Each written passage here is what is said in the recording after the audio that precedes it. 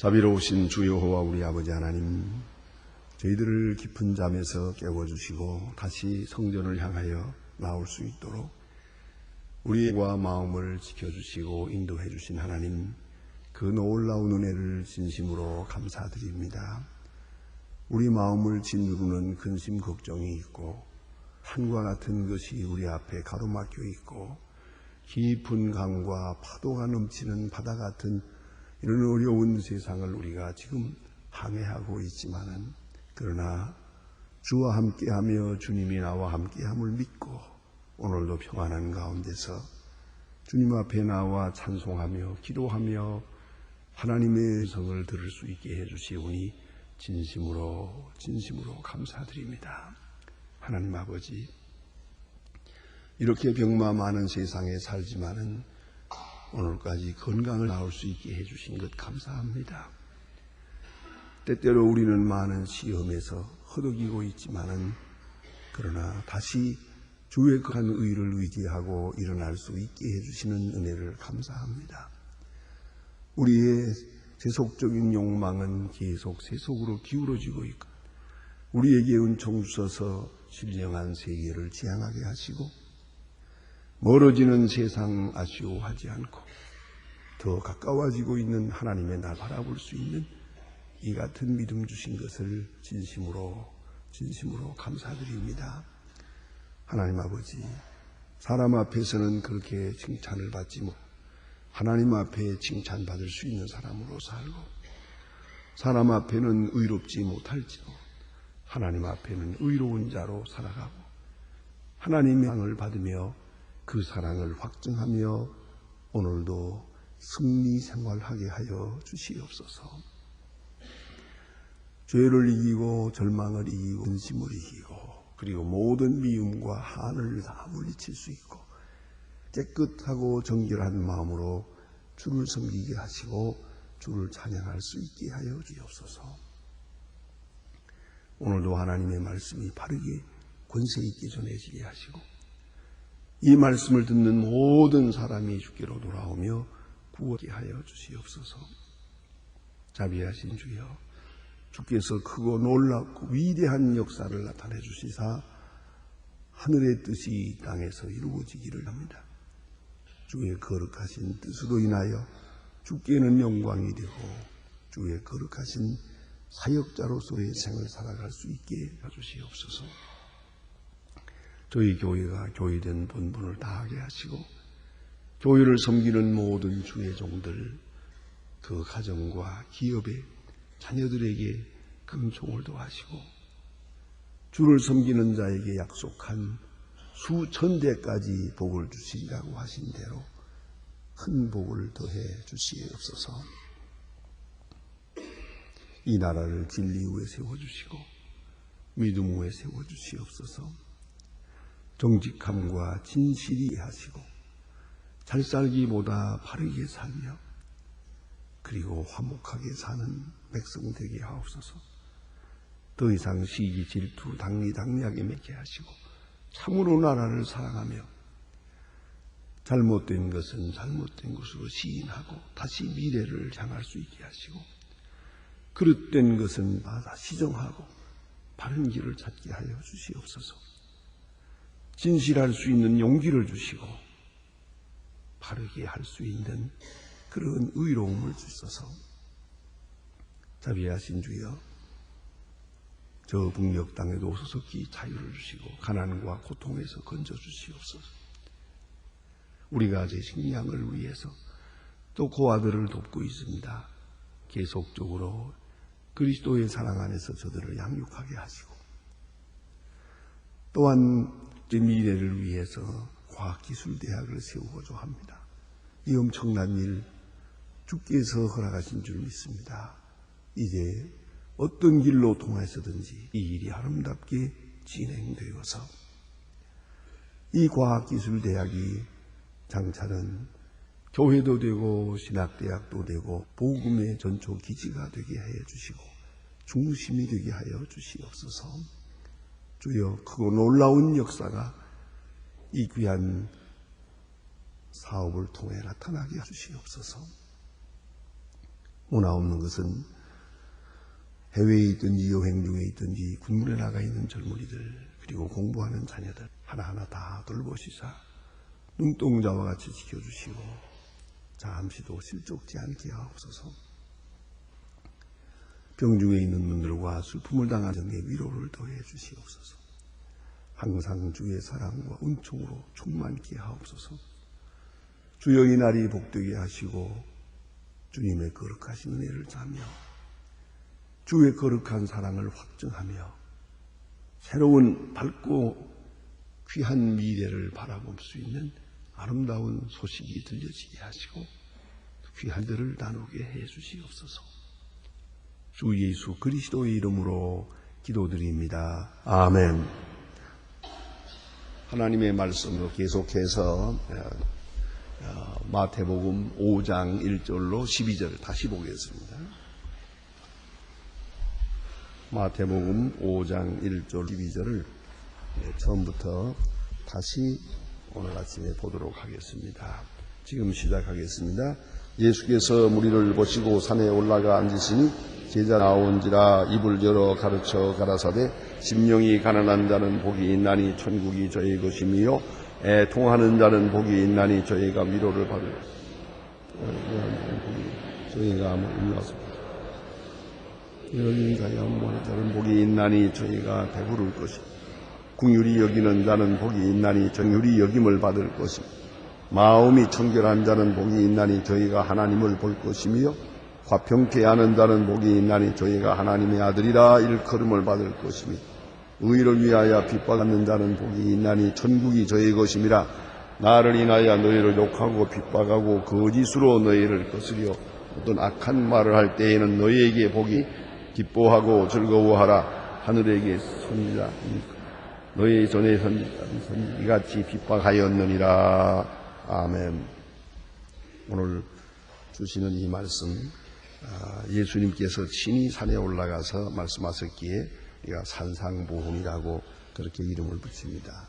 이것은 천국 백성의 율 말하고 있습니다. 이 시간에 다시 계속해서 보게 되는데 어제 아침에 심령이 가난한 자는 복이 있습니다. 그 뜻이 무엇을 말하는 것인가 있습니다. 심령이 가난한 자는 천국을 받아들이게 되고 천국이 저의 것이 되겠습니다. 그래서 아주 기본적인 것입니다. 천국이 가난한 천국이 저의 것입니다 라는 말은 첫 번째 복에 있습니다. 심령이 가난한 자는 복이 있습니다. 천국이 저의 것이고요. 맨 마지막에 핍박당하는 자는 복이 있습니다. 의를 위하여 핍박당하는 자 천국이 저의 것입니다. 이 두 말씀에서 천국을 말합니다. 모든 말씀이 다 전국적 의미를 가집니다만은 직접적으로 지적한 것은 두 말씀입니다. 마음이 가난한 사람, 그래서 항상 신령한 것을 사모하는 사람, 그 사람이 천국이 저의 거죠. 의를 위하여 핍박을 당하는 사람이 천국이 저의 것이다. 이렇게 종말론적 축복을 약속해 주셨습니다. 그런데 오늘 여기에 보면 이제 두 번째로 생각하게 됩니다. 애통하는 자는 복이 있습니다 하고 말씀합니다. 애통하는 자에게 복이 있다. 그래요? 이제 깊이 생각해야 합니다. 이 예수님께서 말씀하시는 이 복의 개념들은 말입니다. 전부가 개념을 잘 생각해야 됩니다. 복은 적입니다. 현재의 뜻을 가지고 복되다, 행복하다, 불행하다 말하지 않았습니다. 전부가 현재는 어찌 생각하면 좀처럼 보입니다. 그러나 이것은 미래적 의미로 볼 때 복이 있습니다. 복은 언제나 오늘의 것이 아니고 보다 더 먼 미래를 생각하면서 그 미래가 복될 때 현재도 복된 것입니다. 미래의 복이 확실할 때, 미래를 향한 큰 복으로 지향할 때 현재도 복된 것입니다. 자, 우리가 어린아이들을 낳아서 키울 때 이걸 크게 행복하다 합니다. 자, 이제 여기 안에는 이게 행복합니다. 그 얘가 앞으로 불행하게 될 때는 다시 이 어린애 낸 것을 우리가 복이라고 할 수가 없습니다. 그러나 우리를 복되다 하는 이유는 뭐냐 하면 현재도 복되지만 얘들을 통한 밝은 미래가 앞에 있기 때문입니다. 그것을 우리가 전망하고 소망하고 있기 때문에 미래를 생각하면서 현재도 복되는 것입니다. 언제든지 미래가 없다면 현재는 복될 수가 없습니다. 두 번째 복의 개념에 중요한 문제가 있습니다. 그것은 바로 하나님과의 관계입니다. 하나님께서 복을 보증해 주셔야만 복됩니다. 그러니까 우리 인간들이 자기 나름대로 계획을 해서 이렇게 하면 복될 것이다, 이렇게 하면 행복할 것이다 하고 오늘의 행복과 내일을 준비한다 하더라도 하나님이 인정하시지 않으면 아무 소용이 없습니다. 어리석은 부자 비유에 있는 것처럼 많은 재산을 곡식을 막 걷어들여서 창고에 넘치게 오래오래 쓸 것을 쌓아놓았습니다. 그리고 오랫동안 먹고 마시고 즐기자 그랬어요. 그래 하나님께서 그래라 해야 될 거 아닙니까? 그래야 복된데 하나님 말씀하시기를 오늘 밤 네 생명을 도로 취하면 그것이 네 것이 되겠느냐. 이거 보세요. 이 점을 생각해야 돼요. 하나님이 허락지 않으면 아무 소용없어요. 하나님이 복을 주셔야 돼요. 하나님이 인정해야 된다는 걸 꼭 기억해야 됩니다. 그래서 애통하는 자는 복이 있습니다. 왜? 하나님이 그를 위로해 주시기 때문입니다. 하나님이 위로하게 하기 때문입니다. 그런 말씀이에요. 그래서 가난한 자는 복이 있는데 하나님이 천국을 그리시기 때문이고 온유하는 자는 복이 있습니다. 하나님께서 그를 축복하사 땅을 차지하게 해주시기 때문이다. 모든 것은 하나님과의 관계입니다. 하나님이 보증하시고 하나님이 위로하시고 하나님이 함께 하심으로써 복됩니다. 결국은 이 8가지 복은 다 하나님의 축복하심을 하나님 주시는 복을 받아들일 수 있는 그릇됨을 말하는 그릇을 말하는 것이에요. 예? 그런 받아들일 수 있는 복된 자가 되는 것을 말하는 거예요. 복자라고 그러죠. 복자. 그러니까 복이 따로 있는 것이 아니고 복된 사람이 될 때 복을 받아요. 근데 복의 문제는 하나님과의 관계요. 하나님과의 관계는 곧 복된 사람을 문제로 또 나가서는 복된 자의 자세라는 것이에요. 심령이 가난한 자 그런 사람이 그럴 때 그 복자가 되는 거예요. 하나님께서 그에게 복을 주시고 애통할 때 애통하는 자세가 있을 때 그가 복된 사람이 되는 거예요. 복된 사람이 먼저 될 때 하나님께서 그에게 위로를 보증해 주시는 이런 복의 개념을 우리가 분명히 알아야 되겠습니다. 그리고 오늘 본문에 이제 두 번째 복을 생각합니다. 4절에 있는 말씀, 애통하는 사람이 복이 있습니다.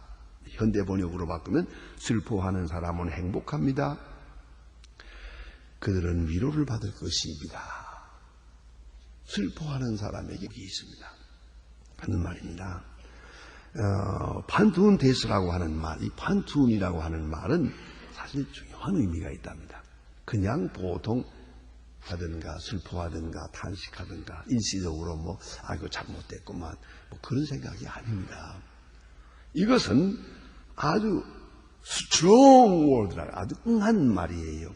예? 그리고 심지어 사랑하는 사람, 가장 사랑하는 사람이 죽었을 때 정신을 차릴 수 없을 만큼 나도 죽었으면 내 정신적으로는 지금 죽어지는 것 같은 산 것 같질 않아요.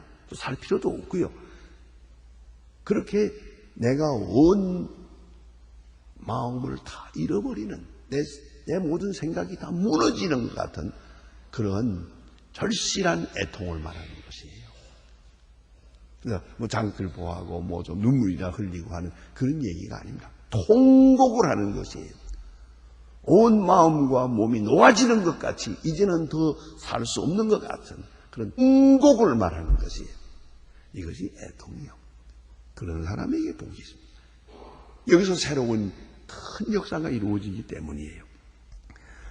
이상하게도요, 이 인간의 소위 인간적인 행복이란 곧 세속적인 행복으로 기울어집니다.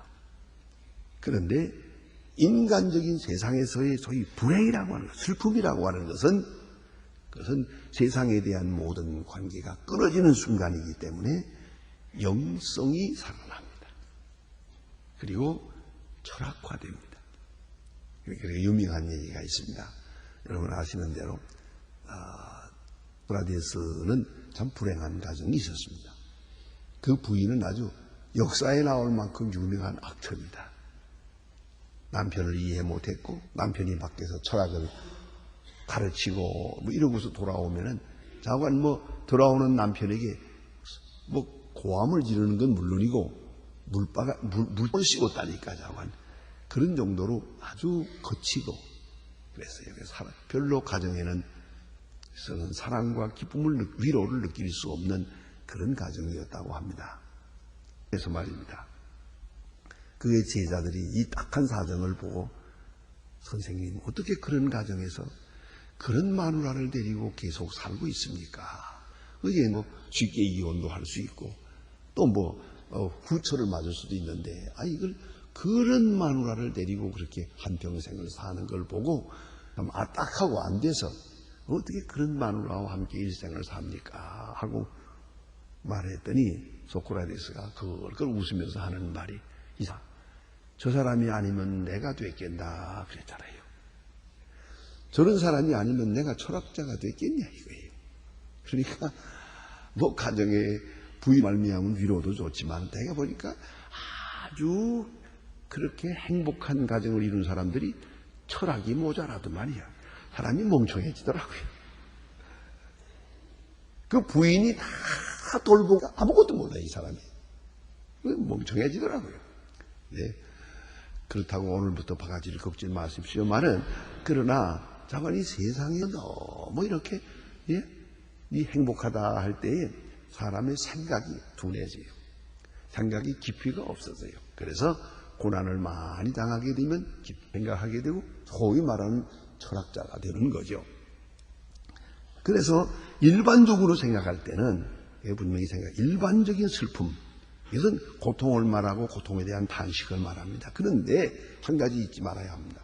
여기서는 절대로 미움이나 한을 말하는 것은 아닙니다.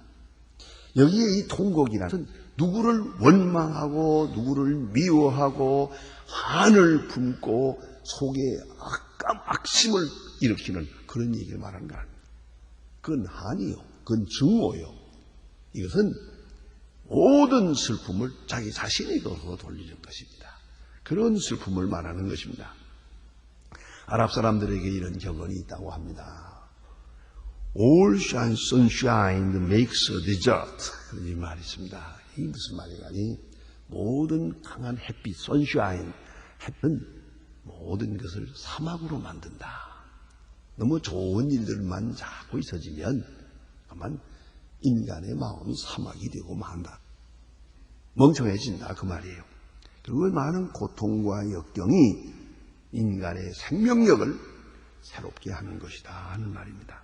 그래서 고단하게 되고 슬퍼하게 되고 이제 모든 소망이 다 끊어졌다고 하고 그런 순간에 먼저 자기 자신을 발견하게 됩니다. 이제 비로소 자기 자신이 됩니다. 자기 진실을 찾게 되고 자기 정체를 생각하게 됩니다. 자기 운명을 깊이 생각하게 됩니다. 그리고 또 한 가지 있습니다. 이렇게 완전히 모든 욕심을 버리고 깊은 슬픔에 잠길 때 친구를 얻게 됩니다. 진짜 친구가 누군지를 알게 됩니다. 여러분 편안하고 일이 잘 될 때 보면 친구가 많은 것 같지만 그건 다 가짜입니다. 그건 친구가 아닙니다. 내가 어려운 일을 당해보세요. 그리고 많은 비난도 들어봅시다. 바로 그런 때 이 사람이 친구고 이 사람은 친구구나. 이 사람은 좋은 사람이고 이 사람은 나쁜 사람이구나. 환하게 드러납니다. 어려운 일을 당할 때 참 친구가 누군지를 알 수가 있어요. 또 참 친구를 얻게 됩니다. 그래야 됩니다. 그래서 가장 귀한 좋은 친구를 고난 중에 알아볼 수 있고 얻게 되고 만나게 됩니다. 그래서 그게 복이요. 또 새로운 가치관을 세우게 됩니다. 전에는 이것이 중요하고 저것이 중요하고, 예를 들면 옷이 중요하고 업 중요하고 명예가 중요하고 돈이 중요하고, 이런 큰 애통함 지경에 오게 되면 다 필요 없어요. 그건 아무것도 내게 있어서 가장 중요한 것이 무엇인가, 그것을 깨닫게 됩니다. 가치관을 바로 세우게 되고, 물론 하나님을 찾고 자기 자신의 진실을 찾게 됩니다. 그래서 하는 말입니다. 슬퍼하는 사람은 복이 있습니다. 또 자기 자신에 대해서 합니다. 그것은 바로 회개를 말하는 것입니다. 자기 자신에 대해서. 바리새 교인은 바로 이 슬픔이 없었습니다. 이 애통함이 없었습니다. 그리고 위선을 속에서 만족하고 만족하면서 위선을 증폭시켰습니다. 점점 더 거짓되게 됐습니다. 이건 아주 중요한 것이에요. 여기서 거짓되게 되고, 언젠가 말씀드린 것 같습니다만은, 제가 오래전에, 아주 오래전에, 아마 한 30년일 것 같습니다. 제주도에 어떤 세미나가 있어서 그런 집회를 인도하러 갔는데, 그때만 해도 제주도에 무슨 좋은 호텔이 없었어요. 그래서 여관방에서 이렇게 유숙하게 되는데, 제가 보고 놀란 건 뭐냐면, 일본 사람들이 많이 와 있는데, 가만히 보니까 남자는 여자는 둘이요. 둘씩 데리고 한 방에 들어가요. 그런 걸 봤어요. 그래서 제가 거기 있는 아주머니한테 물었어요. 그 아주머니는 어떤 사람이냐? 옛날에 그저 뭐 창녀도 하고, 그래서 이렇게 술집 마담도 하세요. 나이가 많아져서 이제는 더 이상 살 수가 없어서 이것도 그것도 못하고 이제 이 여관방에 다니면서 청소하고요. 그러면서 사는 분이, 그걸 내가 목사인 줄 알고 나한테 다 얘기했어요. 나는 본래 장녀 생활을 했는데 이제는 다 청산하고 이렇게 호텔방에 다니면서 청소하고 삽니다. 그러더라고요. 아, 그렇습니까? 뭐 정성껏 늘 방을 청소해주고 그랬는데, 이 아주머니에게 물었어요. 많이 보니까 일본 사람들이 여자 둘씩 데리고 들어가는데 그 세상에 저런 일이 어디 있느냐 하고 물었더니, 그거 보통 있는 일이에요. 그래요. 그거 참이 진짜 그렇습니까? 하고 물었더니요, 이분이 정색하고 뭐라는 거 아니에요? 우리네 세계에 거짓말은 없습니다. 그래요. 제가 그 말을, 그분은 평범하게 하는 말인데 저는 굉장한 충격을 받았어요. 이분은 자기가 창녀라고 그랬어요. 작은 사람이고 나이 많아서 지금 이렇게 청소하고 다닌다고 했어요. 이렇게 자기를 다 노출시켰어요. 명예고 체면이고 뭐 아무것도 없어요. 그런 처지예요. 우리네 세계에 거짓말은 없습니다. 맞는 말이에요. 거짓말 누가 합니까? 지위가 있고 명예가 있는 사람들이 하는 거예요. 나는 이런 사람입니다 하고 맨 밑바닥까지 다 내려간 사람인데 거짓말할 이유가 없잖아요. 적어도 거짓말을 할 필요가 없어요. 거짓말 개연성이 없어요. 그걸 보았습니다. 사실이에요. 바리새 교인이기 때문에 거짓말을 하는 거예요. 제사장 때문에 위선에 빠지는 거예요. 예수님이 사랑하던 사람들, 세리와 창기와 죄인들, 그 사람들은 거짓말할 필요 없어요. 그 사람들은 쉽게 진실할 수가 있었던 거예요.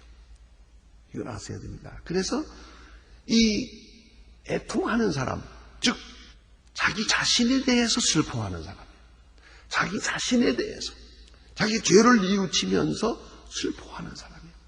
깊이 단식하는 사람이에요. 자기에게 깊이 회개한 나머지 뭐 별다른 욕망도 없고 누구를 미워할 것도 없고 질투할 것도 없어요. 저는 아주 그 마음이 깨끗해요. 슬퍼하고 자기 자신을 완전히 부정해버렸어요. 나는 죄인이다. 참으로 나는 죄인입니다 하는 순간에 아무도 미워할 것도 없고 아무 비판할 것도 없고 섭섭할 것도 없고 괴로울 것도 없어요. 그대로 하나님 앞에 자기 자신을 깨끗하게 바쳐버려요. 다 나 잘못이요, 다 내가 잔 겁니다. 이런 애통함이, 깊은 탄식이, 자기 자신에 대한 깊은 탄식이 있을 때 여기 보세요. 하나님께서 그를 위로하십니다. 깊은 애통함이 있으면 바로 뒤따라옵니다. 하나님이 나를 위로하십니다. 어쩌면 하나님만이 나의 위로가 되십니다.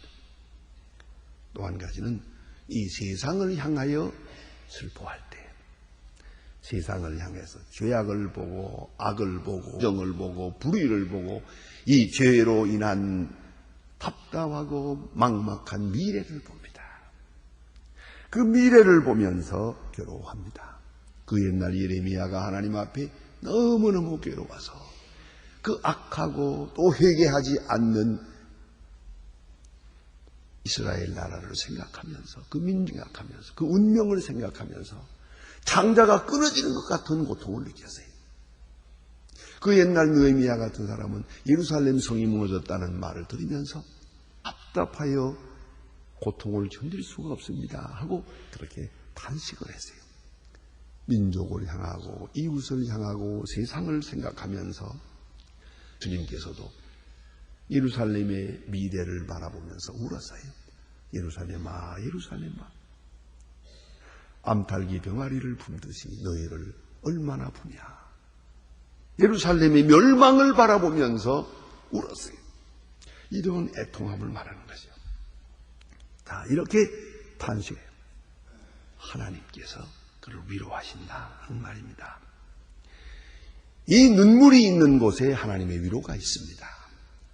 그래서 우리는 잊지 말아야 합니다. 자기 자랑이 있고 교만이 있고 위선이 있고 행복을 축하하고 그런 순간에 세속적으로 죄악으로 치닫습니다. 그러나 애통함이요, 이것은 하나님의 위로를 받는 시작입니다.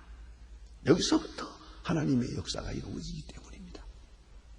그래서 애통하는 자는 복이 있습니다. 슬퍼하는 사람은 행복합니다. 하나님이 그를 위로하시기 때문입니다. 하나님의 위로 그와 함께하기 때문입니다. 이렇게 주님은 말씀하고 계십니다. 기도하십시다.